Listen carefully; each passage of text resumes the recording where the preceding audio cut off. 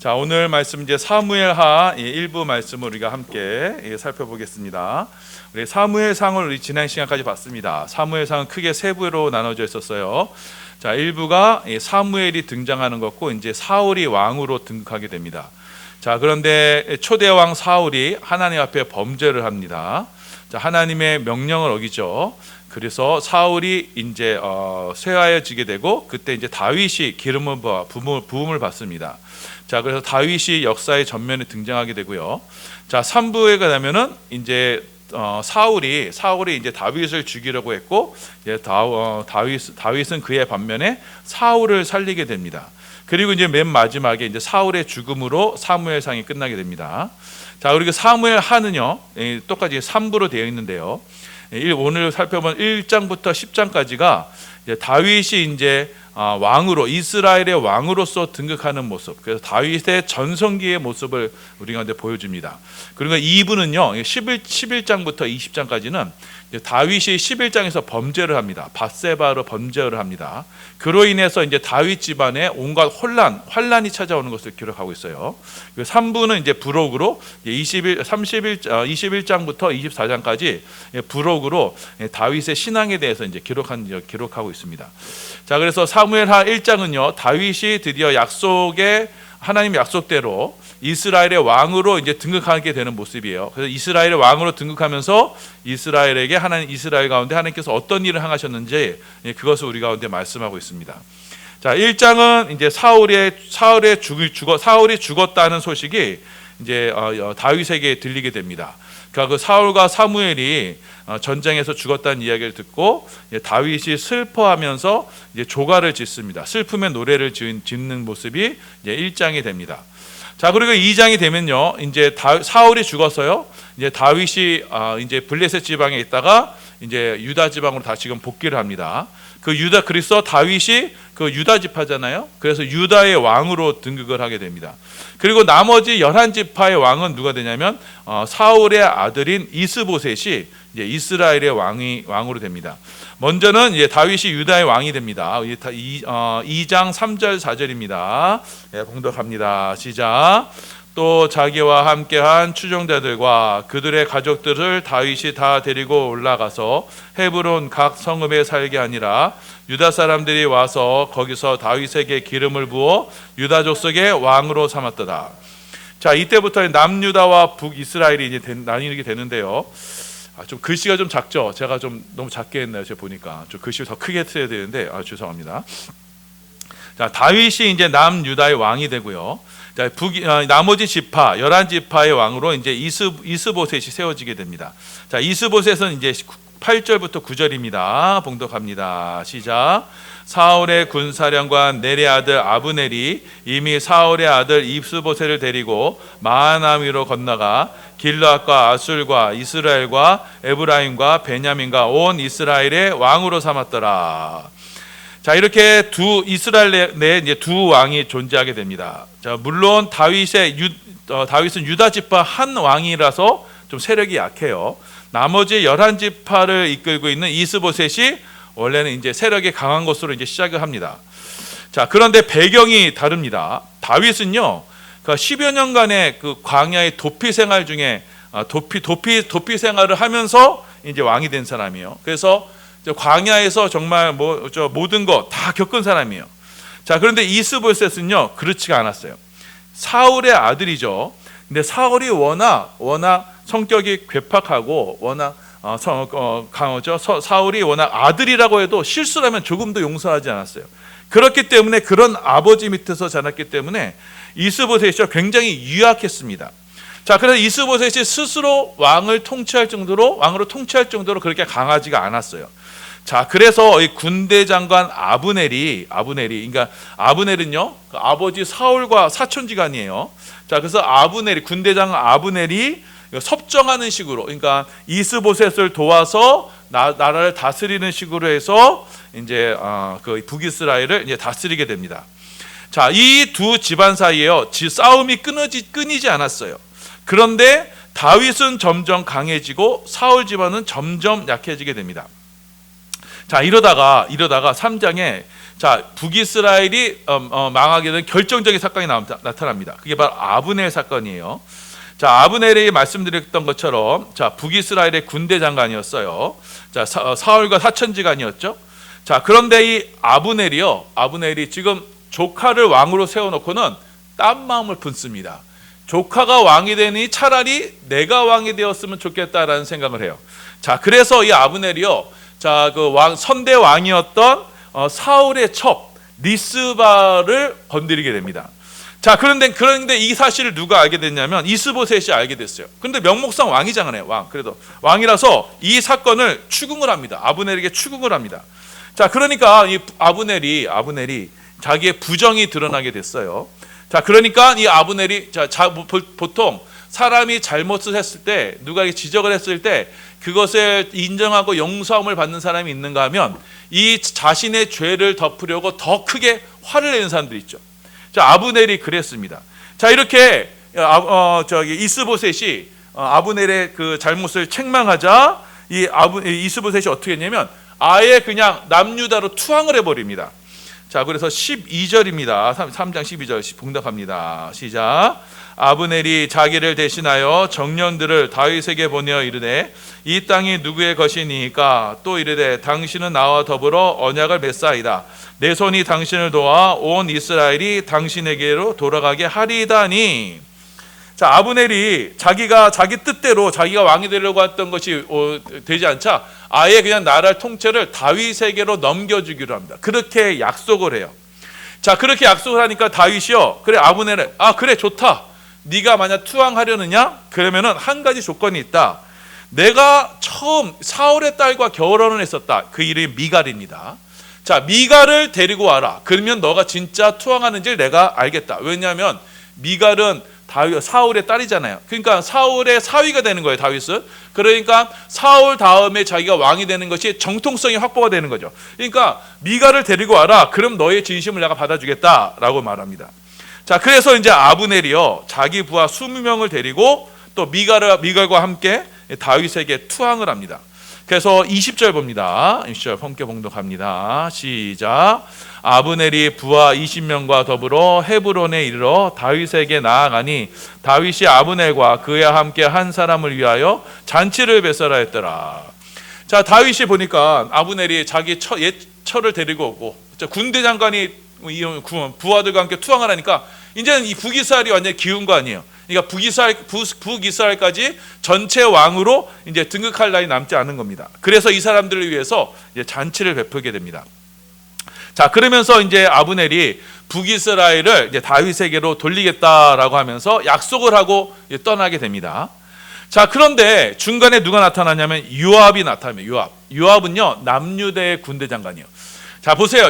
요압이 보기에는 자, 북이스라엘의 군대 장관이 투항을 했어요. 자, 그러면 이 통일된 왕국에 누가 군대 장관이 되겠어요? 분명히 그 전과가 굉장히 하죠. 아브넬의 전과가 크잖아요. 그러니까 아브넬이 군대 장관이 될 거에 뻔해요. 자, 지금 자기가 남유대의 요압 군대 장관인데 자기의 지위가 없어질 위기에 처해졌어요. 자, 그리고 또 한 가지 요압은요, 아브넬에게 악한 감정이 있었는데 예전에 그 요압의 동생이 전쟁을 하면서 아브넬에게 죽은 사건이 있었습니다. 자, 그래서 그에 대한 보복으로 자, 요압이 아브넬을 다윗 몰래 다 가던 길을 있던 아브넬을 되돌아오게 합니다. 그래서 왕궁에서 요압이 아브넬을 죽이게 돼요. 자, 이 사실을 다윗은 전혀 몰랐어요. 그래서 다윗이 이 소식을 듣고 아주 크게 슬퍼합니다. 자기에게 투항해 온 지금 이가 자신의 부하에 의해서 죽임을 당하게 됐잖아요. 그러니까 무지한 자의 피가 흘리게 됐잖아요. 그래서 다윗이 이 일을 두고 아주 크게 슬퍼하고 자, 이 일을 마음속 깊이 담아두게 됩니다. 자, 그리고 4장이 됐어요. 4장이 되니까 4장 넘어가면 자, 이 아브넬이 죽었다는 소식이 이제 북이스라엘에 들리게 됐어요. 자, 그러니까 북이스라엘의 그 상황이 어떻겠어요? 아주 그냥 크게 낙담하겠죠. 군대 장관까지 투항하고 지금 죽게 됐으니까요. 자, 그래서 이 나라의 국운이 기울었다고 판단한 두 사람이 있었습니다. 자, 바나와 레갑이라는 사람이 있었어요. 자, 그래서 이 북이스라엘의 이들 장관이었는데, 자, 이들이 잠을 자고 있던 북이스라엘 왕 이스보셋을 죽입니다. 그리고 그 머리를 가지고 다윗에게로 옵니다. 그러면서 자신들은 상을 받을 거라고 생각하고 왔어요. 자, 이스보셋, 사울의 아들이잖아요. 사울은 평생 다윗을 죽이려고 했잖아요. 그러니까 원수의 아들을 죽여서 그 머리를 갖고 왔으니까, 또 나라를 갖고 왔으니까 자기네들이 상을 받을 것이라고 생각을 했습니다. 하지만 다윗은요, 이스보셋을 죽인 이들을 그 자리에서 처형을 합니다. 불의한 자들이라고 판단하고 그 자리에서 그들을 죽입니다. 자, 그래서 이제 5장이 되면요, 다윗이 온 이스라엘의 왕으로 이제 등극을 합니다. 왜냐하면 이스보셋이 죽자 이제 북이스라엘의 장로들이 모여서 다윗에게로 투항을 해서 이제 다윗을 온 이스라엘의 왕으로 삼게 됩니다. 3절입니다. 5장 3절 봉독합니다. 시작. 이에 이스라엘 모든 장로가 헤브론에 이르러 왕에게 나오매 다윗 왕이 헤브론에서 여호와 앞에 그들과 언약을 맺음에 그들이 다윗에게 기름을 부어 이스라엘 왕으로 삼니라. 이렇게 온 이스라엘의 왕으로 다윗이 5장에서 등극을 합니다. 자, 그렇게 통일 왕국을 이룬 다윗은요, 제일 먼저 뭘 하냐면요, 약속의 땅이 있어요. 그게 뭐냐면 예루살렘이에요. 시온산 예루살렘이에요. 그 시온산 예루살렘을 지금 누가 정복하고 있냐면은 그 가나안 족속 여부스 사람들이 지금 차지하고 있었어요. 자, 그래서 이 시온산, 하나님의 약속의 땅인 시온산 예루살렘을 정복을 해서 그 나라, 온 이스라엘의 도성으로 삼습니다. 자, 그리고 그 다음에 블레셋을 정복합니다. 전에 말씀드렸죠. 자, 이스라엘이 사사시대 때 이스라엘이 하나님께 범죄해서 하나님께서 이들 가운데 옆구리에 가시를 두셨어요. 두 가시가 있었습니다. 서편에는 블레셋이었고 동편에는요, 무슨 나라였죠? 암몬이었어요. 자, 그래서 이 블레셋과 암몬을 정복한다라는 것은 무엇이냐면 곧 하나님의 언약을, 약속을 성취한다는 상징이에요. 자, 그래서 5장에서 첫 번째로 다윗이 먼저 서편에 있는 블레셋을 정복하게 됩니다. 그리고 10장에, 마지막 10장에서 이 암몬을 정복함으로써 온 이스라엘의 왕은 다윗이다, 하나님의 약속대로 다윗이다라는 것을 1부에서 말씀하고 있는 겁니다. 자, 그리고 6장이 되면요, 이제 시온산 예루살렘에요, 이제 법궤를 옮기게 됩니다. 자, 법궤가 원래는 우리 사사기 때 보았습니다. 원래는 이스라엘에 있었지만 이게 블레셋과의 전투에서 법궤를 빼앗기게 되죠. 그 빼앗긴 법궤가 이제 다시금 이스라엘로 돌아왔을 때 아비나답이라는 사람의 집에 그냥 두게 됩니다. 자, 블레셋에서 이 법궤가 돌아온 뒤로 이 법궤가 그냥 방치되어 있었어요. 자, 하나님의 성전이 사라졌기 때문에, 성막이 사라졌기 때문에 법궤만 그냥 있었던 겁니다. 자, 그의 아들들, 자, 아비나답의 아들 우사와 아효가 이 하나님의 언약궤를 관리하고 있었습니다. 자, 그런데 이 사람들은요, 레위 지파가 아니에요. 그냥 기럇 여아리 사람이에요. 자, 그래서 이제 방치되어 있는 이 법궤를 다윗이 하나님의 도성인 예루살렘으로 모셔 올려오려고 합니다. 그래서 다윗이 마음을 먹고 그 법궤를 올리려고 했는데 뜻하지 않는 사건이 있었어요. 그게 뭐냐면 법궤를 지금 누가 관리하고 있다고요? 아비나답이었고 그 아들 둘이 관리하고 있었어요. 우사와 아요가 관리하고 있었어요. 자, 이들이 이 법궤를 자신들이 관리하고 있었다, 우리가 지금 20년 동안 관리하고 있었다라면서 자신들의 기득권을 주장해요. 자, 그래서 원래는 법궤를 옮길 때는 어떻게 옮겨야 되죠? 법궤를 레위인들이 메어서 옮겨야 돼요. 자, 그런데 이들이 레위인이 아니에요. 그런데 우리가 지금 관리하고 있었어요. 그러니 우리가 옮겨야 된다라고 하면서 마땅히 법궤는 레위인들이 매면서 옮겨야 되는데 그러지 않고 소가 이끄는 수레에 놓고 우사와 아요가 우리가 이 법궤의 주인이야 하면서 그 법궤를 옮기게 돼요, 예루살렘으로. 자, 다윗은 그것을 원치 않았어요. 원래는 레위 사람들이 메고 올라오게 하려고 했는데 이 우사와 아요가 거기에 반대하는 바람에 어쩔 수 없이 그 수레에 이끌고 법궤를 옮기게 됩니다. 자, 그런데 하나님께서요, 이 일을 용납하지 않으세요. 법궤는 누가 옮겨야 돼요? 레위인들이 메고 옮겨야 돼요. 자, 그래서 하나님께서 그 소의 수레의 소를 격동시키셔서 날뛰게 하세요. 그러니까 자, 소가만 날뛰니까 법궤가 어떻게 돼요? 떨어지려고 하죠. 떨어지려고 하니까 뒤에 있던 사람이 바로 우사입니다. 우사가 어떻게 됐어요? 떨어지면 안 돼 하면서 자기가 딱 붙잡았단 말이에요. 그 붙잡은 순간 하나님께서 그 우사를 그 자리에서 쳐서 죽이십니다.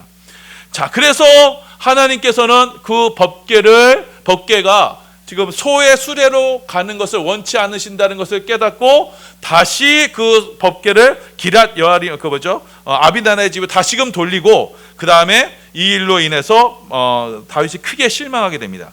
자, 그리고 우리 6절과 7절입니다. 봉독합니다. 시작. 그들이 나곤의 타작마당에 이르러서는 소들이 뛰므로 우사가 손을 들어 하나님의 궤를 붙들었더니 여호와 하나님이 우사가 잘못함으로 말미암아 진노하사 그를 그곳에서 치시니 그가 거기 하나님의 궤 곁에서 죽으니라. 자, 그래서 다윗이 다시금 2차로 다시금 시도합니다. 이때는 레위인들을 시켜서 레위인들이 그 법궤를 메고 예루살렘으로 돌아오게 합니다. 15절입니다. 15절 봉독합니다. 시작. 다윗과 온 이스라엘 족속이 즐거이 환호하며 나팔을 불고 여호와의 궤를 메어 오니라. 자, 이렇게 여호와의 궤를 메어서요, 레위인들이 메어서 예루살렘으로 그 궤를 가지고 옵니다. 자, 이때 다윗이요 즐거워서 덩실덩실 춤을 추죠. 자, 이 모습을 보고 미갈이 다윗을 조롱합니다. 자, 이 일로 인해서 미갈은요 다윗에게 버림을 받게 됩니다. 그러니까 7장에 되면요, 자, 법궤가 이제 예루살렘에 들어왔어요. 하나님의 도성에 들어왔어요. 자, 그리고 다윗이요 자신의 궁전을 졌는데 지금 법궤는 그냥 천막 가운데 있는 거예요. 그러니까 마음이 너무너무 아픈 거예요. 아니, 하나님의 집이 지금 천막 가운데 있다니 하면서 다윗이 이제 선지자 나단을 불러서 야, 이거 내가 지금 왕궁에 있는데 저 법궤가 저렇게 천막 가운데 있는 거 이건 마땅치 않다. 그래 내가 하나님의 전을 아주 근사하게 지리라 이렇게 나단에게 이야기합니다. 자, 그런데 하나님께서 나단 선지자에게 말씀하세요. 다윗이 성전 짓는 것을 금하십니다. 대신에 다윗의 아들이 하나님의 전 성전을 지을 것을 약속하세요. 우리 12절 13절입니다. 봉독합니다. 시작. 내 수완이 차서 내 조상들과 함께 누울 때 내가 내 몸에서 날 내 씨를 내 뒤에 세워 그의 나라를 견고하게 하리라. 그는 내 이름을 위하여 집을 건축할 것이요 나는 그의 나라 왕위를 영원히 견고하게 하리라. 자, 하나님께서 다윗에게 이 놀라운 언약을 하세요. 너 후손 중에 한 사람이 태어날 것이다. 내 씨 중에 한 명. 그 씨는 단수입니다. 씨 중에 이걸 갈라디아에서 바울은 예수님이라고 말씀하죠. 내 후손 중에 한 씨가 나타날 것이다. 그 씨는 그는 나의 아들이 될 것이다. 그러니까 그 씨가요 하나님의 아들이 되는 거예요. 그 하나님의 아들이 하나님의 전 성전, 하나님의 집 성전을 짓게 될 것이다. 이렇게 말씀하세요. 그러니까 하나님은 7장에서 나온 것처럼 너가 지금 나를 위해 집을 짓겠느냐? 그렇지 않다. 내가 너를 위해서 집을 짓겠다. 내가 너를 위해서 내 집을 짓겠다. 이렇게 말씀하시면서 그 집을 짓는 자가 누구냐면 다윗의 후손 중에 한 사람. 그 사람이 나타나서 그 집을 질 것이다. 자, 그 다윗의 후손이 누구시냐면 바로 마태복음 1장 1절에 아브라함과 다윗의 자손 예수 그리스도가 됩니다. 이 다윗의 언약은 바로 예수 그리스도를 말씀하시는 거고, 그 하나님의 아들이신 예수님께서 이 땅에 친히 주의 전을 지으세요. 그러면서 예수님께서 말씀하시죠. 이 성전을 헐라 내가 사흘 만에 일으키리라. 그 무슨 말씀이에요? 예수님이 십자가에 죽으시고 사흘 만에 부활하셔서 하나님의 집을 짓는다는 거예요. 그 하나님의 집이 누구예요? 고린도전서 3장 16절에 우리가 바로 너희가 하나님의 성전이다 말씀하세요. 곧 주님의 몸된 교회가 하나님의 성전이 되는 겁니다. 이처럼 하나님이 거하시는 하나님의 성전은 다윗의 후손, 다윗의 자손으로부터 지어지게 될 것이고, 그분은 바로 예수 그리스도시고, 예수 그리스도께서 이 땅에 세우신 그의 몸된 교회가 바로 하나님의 집, 주의 성전이 됩니다. 자, 이렇게 하나님께서는 7장에서 사무엘하 7장에서 자, 다윗 왕국에 영원한 견고한 보좌를 만들 것이고 하나님의 집을 세울 것을 말씀하셨습니다. 자, 그리고 8장에서 보면요, 이제 다윗이요 어디 가든지 승리하는 것을 보여줍니다. 우리 11절 12절입니다. 봉독합니다. 시작. 다윗 왕이 그것도 여호와께 드리되 그가 정복한 모든 나라에서 얻은 은금 곧 아람과 모압과 암몬 자석과 블레셋 사람과 아말렉에서 얻은 것들과 소바 왕 르홉의 아들 하닷에게서 노력한 것 같이 드리니라. 자, 하나님께서 다윗과 함께 하셔서 다윗이 어느 곳에 가든지 전쟁을 이기게 돼요. 거기서 얻은 전리품을 다 하나님께 드리게 됩니다. 자, 그리고 9장 가면요, 이제 사울의 아들 요나단이 있었습니다. 요나단과 다윗은 친구였죠. 그 요나단의 아들이 무미보셋을 다윗이 자신의 왕궁으로 데리고 옵니다. 그리고 10장 가면요, 이제 다윗이요 암몬을 정복하는 것으로 나타납니다. 자, 이 암몬을 정복하는 것을 마지막으로 기록한 것은 다윗이 바로 하나님께서 약속하신 그 왕이다라는 것을 지금 우리 가운데 보여주시는 겁니다. 자, 이렇게 사무엘하 1장은요 다윗 왕의 정성기의 기록을 정성기의 때를 기록하고 있습니다. 다윗이 왕으로 등극하고 하나님의 약속을 언약을 성취하는 모습을 우리 가운데 보여주시고 있어요. 자, 다윗이 이렇게 왕으로 등극해서 그가 제일 먼저 한 게 뭐예요? 바로 하나님의 도성인 시온상 예루살렘을 회복하는 거예요. 하나님의 거처인 시온상 예루살렘을 회복한 거예요. 그리고 그 성에 법궤를 옮기고 그리고 하나님의 집을 지으려고 했던 거예요. 자, 이처럼 다윗은 자신이 왕이 되고서 그가 제일 한 게 뭐냐면 하나님 중심으로 하나님을 높이려고 했던 거예요. 자, 이렇게 하나님을 높이려고 했을 때, 자, 하나님께서 어떻게 하세요? 하나님께서 다윗을 높여주세요.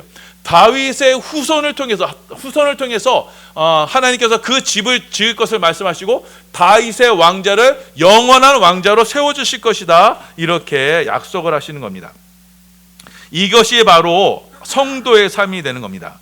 자, 다윗을 하나님께서 이스라엘 왕으로 세우셨을 때 다윗이 하나님 중심으로 모든 것을 삶을 살았듯이 우리 성도에도요 하나님 중심으로 삶을 살게 되는 겁니다.